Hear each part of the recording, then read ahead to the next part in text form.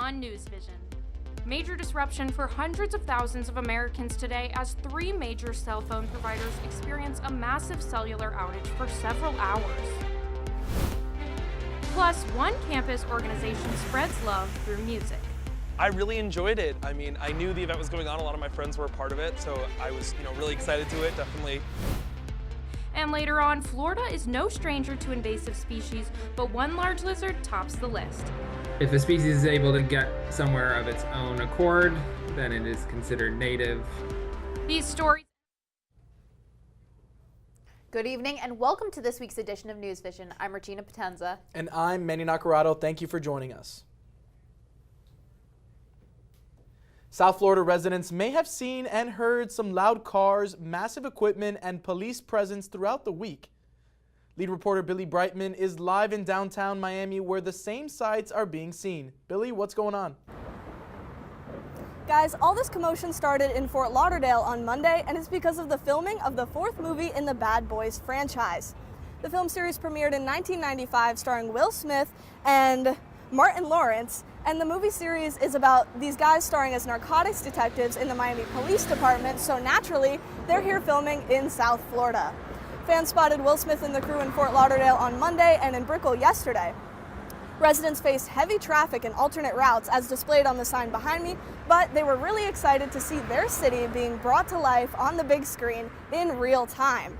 They wrapped up filming in Brickell yesterday at around 3 p.m., but the crew will be back filming tomorrow and through the weekend. This fun is amazing, but it will come with some road closures. So on Friday, March 1st, Southwest 2nd Avenue and 2nd Street will be closed from 6 a.m. to 10 p.m.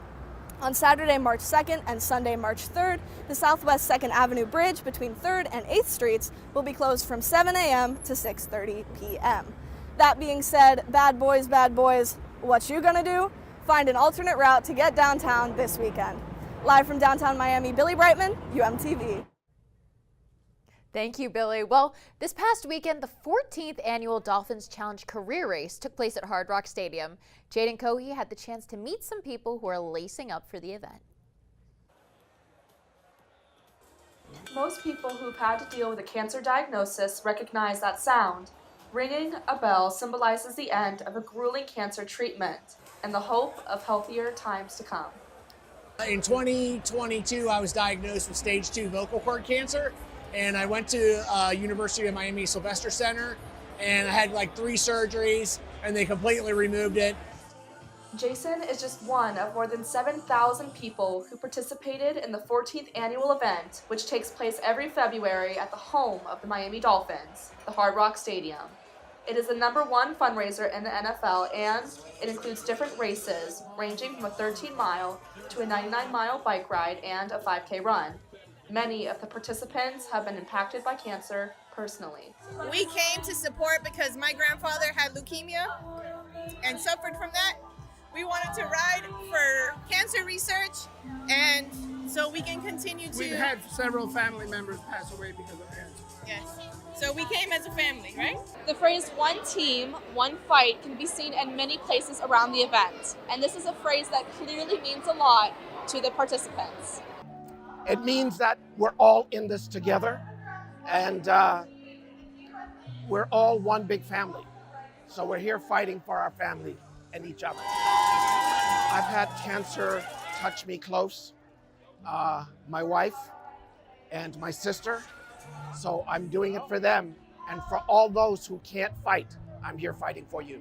Since its creation in 2010, the Dolphins Challenge Cancer Initiative has raised more than $64 million to support cancer research and awareness and bring hope for a better future. If we all pull our money and our resources and keep the research going, then we can all be one fight against cancer. That's what it means to us. And we can beat it, too. We can beat it. Yes. Jaden Cohey, UMTV. If you've walked around campus in the last week, you've probably seen the Big Red Bus or some Greek Life members promoting various charitable organizations. Greek Week is an event where anyone in Greek Life at UM can donate to their organization's philanthropy or the group-wide charity chosen by the Greek Week Executive Board. Greek Week features a number of events throughout the week, including a blood drive where people who donate will receive a $20 gift card. I think it's really cool to learn more about what this organization can do, because I think Greek Week and Greek organizations can have a bad reputation of just, oh, you're paying for friends, but then getting this position, you find out all the great things that we get to do as a chapter and all the great things that we get to do as college students.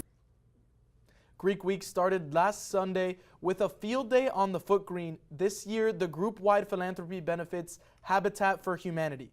The festivities will wrap up tomorrow evening with O-Cheer performances from each of the fraternities and sororities. And also on campus this week, the Topple Career Center hosted an internship and job expo in the Watsco Center. Students had the opportunity to meet with dozens of employers across all different areas, from business and finance to the hospitality industry to the military and to news and entertainment. Some students may not recognize that sometimes their majors may actually overlap into industries. So just for example, accounting can overlap into anything. They don't just have to talk to accounting industries, but they can also talk to those that are in retail or tourism if they're interested in being in that. The Topple Career Center also hosted an expo last fall for internships and grad schools. The purpose of these events is not only for students to network with employers, but also to make sure students know all the different options and career fields that are available to them. Wendy's is now facing backlash. Customers are speaking out against the fast food chain testing a new dynamic pricing model. Customers complained that dynamic pricing was essentially surge pricing.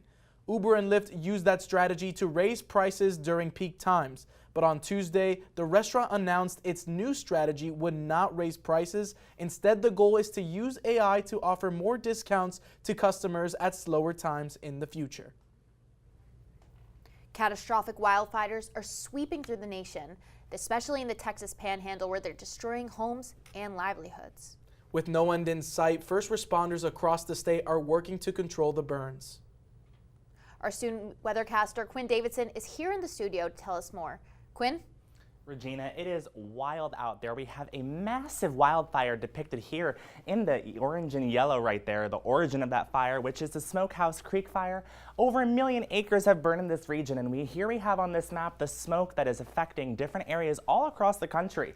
As that fire burns, we're going to be seeing that smoke lift up to the northeast, and we're going to see already Friday morning smoke concentrations of very heavy smoke impacting air quality all the way up in Wisconsin. This is going to further push even into areas of Canada. And as that fire continues to burn with no end in sight, smoke is going to continue to impact many portions of the United States. More than 1 million acres are on fire in East Texas from the Smokehouse Creek fires, making it the largest wildfire in the state's history. The fire is so large that it has also resulted in small burns in Oklahoma. Thousands have lost their homes and even more have been evacuated. Most of the people that have come in, they have lost everything. The fire, it's so unpredictable, and starting out the day, the wind was blowing out of the southwest, and then probably about 4 o'clock it switched to the north, and that sent the fire in another direction. Increasing winds this weekend are putting even more of the state at risk, and additional aid has been dispatched. There is 1 confirmed death so far, and the fire is still only 3% contained. We will keep you updated on this situation as we learn more, and later on in the show, I am going to talk to you about the Sierra snowpocalypse impacting with blizzard conditions in the California West Coast. Back to you, Regina.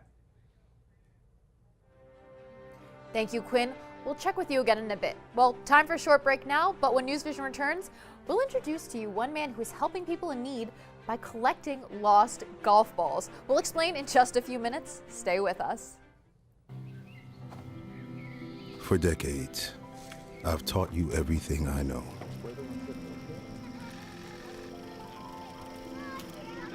How to safely build a fire. How to control the flames.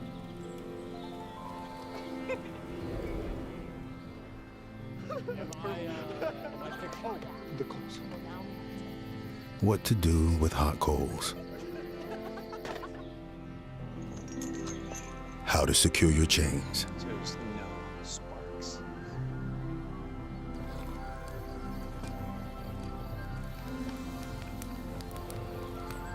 But I can only teach wildfire prevention. Only you can prevent wildfires.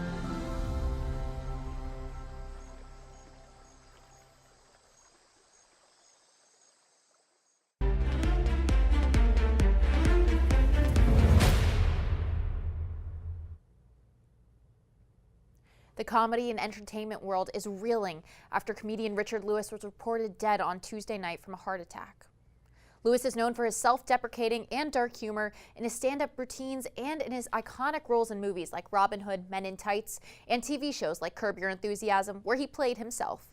In 2023, Lewis revealed he was living with Parkinson's, and in the latest season on Curb, even joked about who looked worse, him or Larry David. Richard Lewis was 76 years old. The current U.S. Senate Minority Leader Mitch McConnell says he's stepping down from his position in November. McConnell was first elected as the Senate Republican leader in 2007, making him the longest leader in the party's history. McConnell is also one of the longest-serving senators representing Kentucky since 1985. Over his tenure, he's been the voice of the Republican Party in various causes, on being supportive of the United States aiding Ukraine in their fight against Russia. Many senators and President Biden said they were surprised by his announcement. McConnell's decision comes following the tragic death of his wife's sister earlier this month. He says he was totally at peace with the clarity about stepping down and will continue to serve on the Senate representing Kentucky. On Wednesday, the Supreme Court announced it will decide whether former President Donald Trump can claim presidential immunity in the federal election interference case against him. But even though the High Court is expediting the case, it will not hear oral arguments until the week of April 22nd. Its ruling on Trump's immunity claim would follow sometime later, further delaying the case for Trump. That means the 2024 Republican presidential frontrunner might not go to the trial until the thick of the general election campaign. A lower court's ruling against Trump on the immunity claim will stay on hold until the Supreme Court decides the issue. There was no basis at all to Donald Trump's fraudulent claim that a president is absolutely immune to criminal prosecution for criminal acts undertaken allegedly in pursuit of his office. The federal election interference case is one of several criminal and civil cases Trump is currently facing. Special counsel Jack Smith's office has not yet commented. Former U.S. Representative and current Senate candidate Debbie McChrystal-Powell of Florida and former Congresswoman Gabby Giffords held a gun safety roundtable on the UM campus yesterday. They educated students and faculty on the importance of voting this election season. They also responded to concerns about gun safety legislation within the state. I think that young students underestimate the power that they have in exercising their right to vote, lifting up their voices. If every young American right now realized that power, that voice, the power of making a difference in the future of your lives, in the future of this country, we would be in a much better place. Justice and for Some students who attended the gathering said they look forward to voting this fall. And now it's time to kick it over to our weathercaster, Quinn Davidson. Quinn, a lot is going on weather-wise, right? Break it down for us. It is just crazy. There is so much happening all across the United States, from the fires in Texas to a blizzard in California. But luckily for us here across South Florida, pretty quiet. We have a little bit of some showers on our radar, just a few popcorn showers, nothing too significant with those eastern winds. So if you are going to be heading to the beach this weekend, be sure to keep an eye on those rip current risks.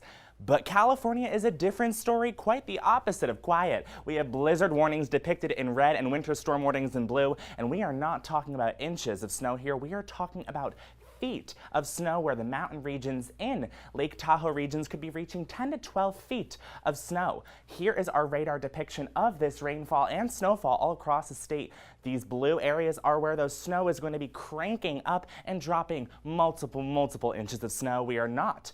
This is a very life-threatening storm. I cannot issue this enough. If you know anyone in these areas, make sure they are staying weather prepared and do not travel, as travel will be basically impossible. Snowfall totals ranging anywhere from 10 to 12 feet in the upper areas of the region, where 78 to 96 inches or more is possible in many of these regions, 36 to 48 and 24 to 36.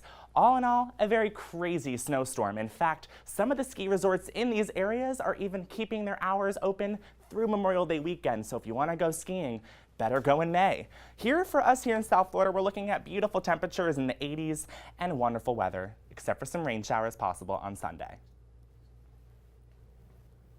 Thank you, Quinn. Miami is a city home to hundreds of beautiful golf courses. Most of these courses feature houses that many people call home.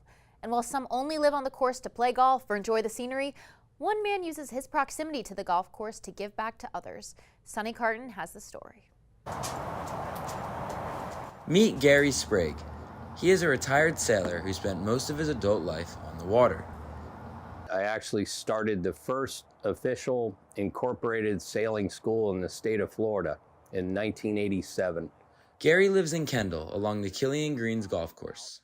About a year ago, while taking his dog Skipper for a walk, Gary had an idea. I realized I had over 100 balls. What am I going to do with these? I wanted to sell them back to golfers. And that's when I had this thought, instead of just taking the money for myself, I wanted to do something special for the homeless on the streets. So that's what I did. Once he finds the balls, he cleans them, trying to restore them to their original quality.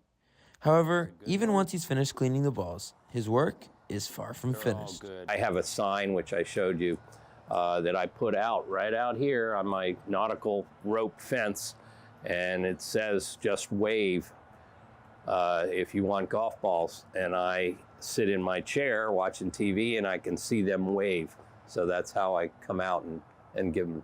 Golf balls are expensive, with the price of one ball ranging anywhere from $2 to $10. And with the average golfer using hundreds of balls every year, this can add up to thousands of dollars. Because of this, golfers like myself jump at the chance to not only buy balls for the best price in town, but to get to see Gary smile as he walks out with a box of balls in hand. In the last year, Gary has made just under $700 from selling the lost balls, but he hasn't spent a penny of it on himself. What made it so much fun for me is the look on their faces, because I wasn't handing them a $1 bill, which anybody has. They realized, and now they're calling me the $2 bill guy. One of the people Gary has helped is Jessica. He saw her selling drinks to drivers by Dadeland Mall one day and decided to walk over to her. It was a little bit, like a couple weeks before Christmas, this past Christmas.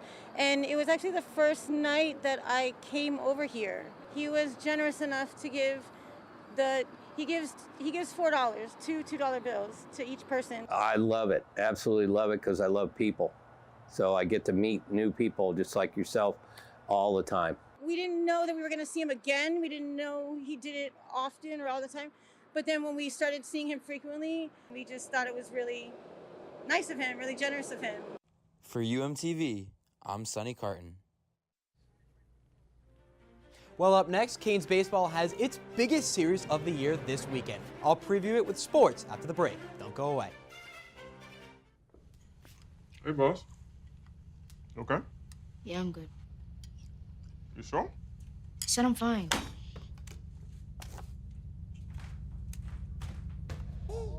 Since I was little, it was only like me and my parents. You think you created family out of characters? Yeah, of course. I'm gonna take that, make it into a song.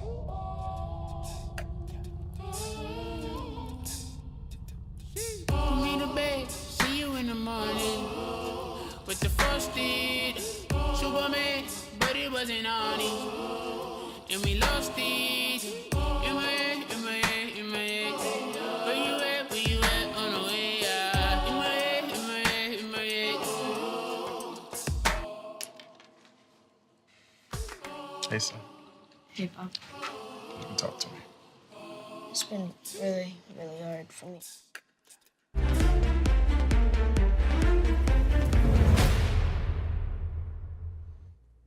Welcome to sports. I'm Andrew Klein. Basketball season is wrapping up soon, and the Hurricanes men's basketball team had one of its final road tests of the season on Wednesday. Let's head out to Chapel Hill to take a look at the highlights. Well, we start in the first half here, and Bensley Joseph was marvelous for Miami. He knocks down that triple, 21 for Bensley, a career high, but UNC saying anything you can do, I can do better. RJ Davis goes high off the glass. He had 42, the all-time record in the Dean Dome at UNC. Now later in the first half, whoop, look at that crossover by Joseph. He lays it up and in to cut the lead to 2, but next UNC possession, it's Davis again from 3. The Heels go into the break up by 5 now to the second half, and Davis was doing more of the same, dancing on Keyshawn George from Caitlin Clark range deep in the bag. Davis, 7 3-pointers on the day to go with his 42, but Miami not going away. Bensley Joseph nails that 3-pointer. It's a 7-point game now. A few possessions later, Davis throws it away, the ball pinballing around. Keyshawn George knocks down the 3. It's a 2-point game, but Miami would not be able to complete the comeback. A few UNC free throws later, and the Heels have a win. And Hurricanes baseball is coming off a tough midweek against FGCU, dropping the contest 12-10 in extra innings. But this weekend is their most important series of the season. The Florida Gators are coming to town for the annual Miami UF Series. The series dates back to 1950, and Miami holds a slight advantage in the all-time lead. But over the last 20 years, Florida has owned the rivalry, taking nearly every series against the Hurricanes since 2005. And Florida took 2 of 3 a year ago in Gainesville en route to a College World Series appearance. Hurricanes head coach J.D. Arteaga said the team will not make any changes to their starting weekend rotation, so Gage Gill will take the mound for Miami tomorrow night with first pitch at 7 p.m. And while the winter sports season has not been too kind to the Hurricanes this year, there is one club sports team that's playing for national prominence. This past weekend, the UM club hockey team took home the South Division III championship. The team defeated Florida Southern 4-0 to take home the trophy. The title comes after a season in which the team went just 1-17-1. The Hurricanes defeated the Florida Gators 13-1 to advance to the semifinals before a 5-1 win over the University of Tampa to advance to the championship. Now, they'll head to Westchester, Pennsylvania to compete for a national title as the #1 seed in the tournament.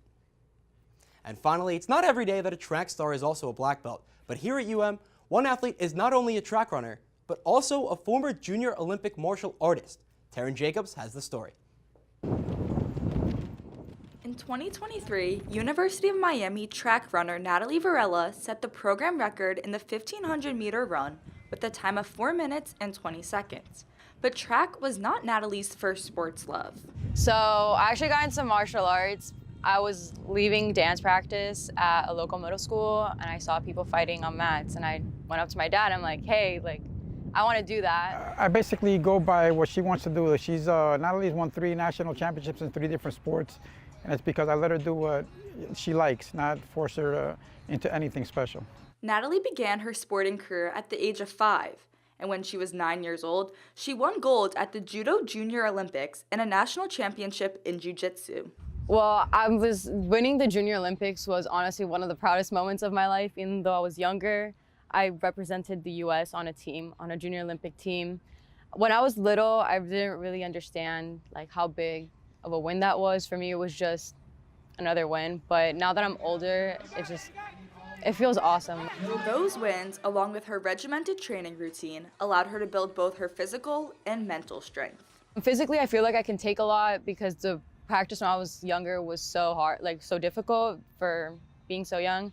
And also the mental aspect, I feel like doing martial arts, it made me very mentally tough. I feel like I can do anything, especially on the track and in life. I think if I put my mind to something, I can do it. She does a great job of pushing herself to a very, very high level, more so than most people I've, worked with in the past.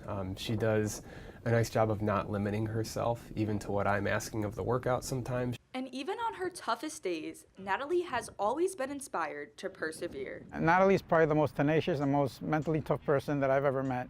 I mean, she definitely likes to win, and she goes out of her way to be there. Natalie plans to go back to her former club this summer, but for now, she'll focus on finishing out her senior track season at the University of Miami. Taryn Jacobs, UMTV. Still ahead, we will introduce to you one unlikely visitor that went shopping at the Aventura Mall recently. More when we return. Every day, thousands of kids start vaping. And I can't let this happen to my kid. Of course, it's awkward to talk to your kids about the dangers of vaping. Hey, bestie, how sketch is vaping? It's hard to get their attention. Ready? Go. Yes, look at that. You even turn yours over.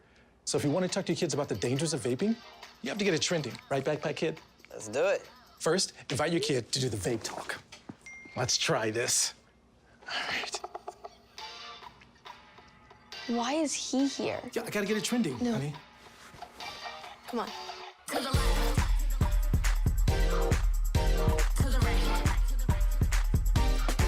Let's go.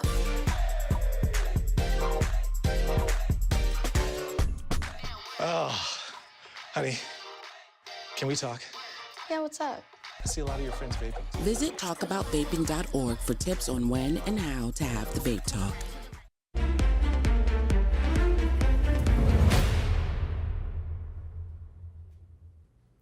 We've all heard the song Mary Had a Little Lamb. Well, our next story is about a man named Perry and his brand new pet lamb named Barry. Caleb Chapman explains. Aventura Mall is a popular spot for shoppers north of Miami, and the last place one can expect to see a wandering farm animal. But this is exactly what happened a few weeks ago when a baby lamb was spotted near the mall. The Burks, that's Perry and his mother Barbara, took the lamb in and named him Barry. We have not rejected any animal. And from the time that Trisha Widowfield saw the lamb on the sidelines of the track until today, it's still unclear what Barry was doing here, whether he was hanging out at the Aventura Mall or at the Turnberry Resort. What we do know is that going forward, he'll be living on a barn amongst the llamas and the pigs and the tortoises and the lynx cat and horses, and he'll be in good hands with Perry and Barbara Burke. Barry the lamb went from being the black sheep in Aventura to a natural fit at the Burks' home. So he is extremely docile, very, very friendly, very loving already, follows us around wherever we go. He's so sweet, so docile. I've never had a lamb before, and he turns out to be such a sweet little thing. It's hard to say no once you see him. But that doesn't mean it will be a smooth transition for Barry the lamb. He really can't fend for himself, so we have introduced him to the other animals through the fence in the paddock, but he's not yet ready to be in there with them because, like all animals in the animal kingdom, they have to find their place, and will be the small runt, and he'll get beaten up. So the Burks are doing what they can to prevent that from happening. So right now, he's sleeping in the house, and he'll go out during the day, but he comes in at night, and where he's fully protected, and he'll be a house pet for a little while. And he's a baby, and probably in another world, another place, he would be with his mother. So I feel sorry for him, and I'm trying to be a mother to him. For Barry, Perry, and Mrs. Burke, one more animal on the farm just means one more member of their family. That was reporter Caleb Chapman. If you love the month of February, you must be happy because the shortest month got an extra day today. Today is a leap day, which only happens once every 4 years. Leap days were created to account for the slight time shift every year and to keep our calendars aligned with the Earth and the Sun's rotations. Because a leap day only happens once every 4 years, people born on February 29th, like Jarul, who would be 48, are technically only 12. So all you 84-year-olds born today, enjoy your technically first legal drink. More than 100 people dressed as superheroes flooded the streets of Boston over the weekend. And no, it was not for Comic-Con. It was to train for the Boston Marathon. Everyone was dressed for the 13th year of the charity team's Superhero 17 training run, where Boston Marathon runners tackle the final 17 miles of the course dressed as superheroes. Spectators saw favorites like Superman and Batman, but also some less conventional heroes like the Lorax or even Ted Lasso. The Boston Marathon is on April 15th, and we cannot wait to see if any participants wear their superhero attire. If you had to dress as a superhero for a marathon, who would you pick? Well, Regina, that's a tough one. There's a lot of great ones, but I think I'd be Iron Man, and I'd use my hand repulsors to get a little bit better time on that Boston Marathon. That's pretty smart thinking. I feel like I would be Wonder Woman or Black Widow. You got a little bit of Marvel and DC Comics mixed up in there. Yeah, some great superheroes from those two categories. And I think that's all the time we have for today. Thank you for joining us on NewsVision. We'll be back at the same time next week. Have a good night.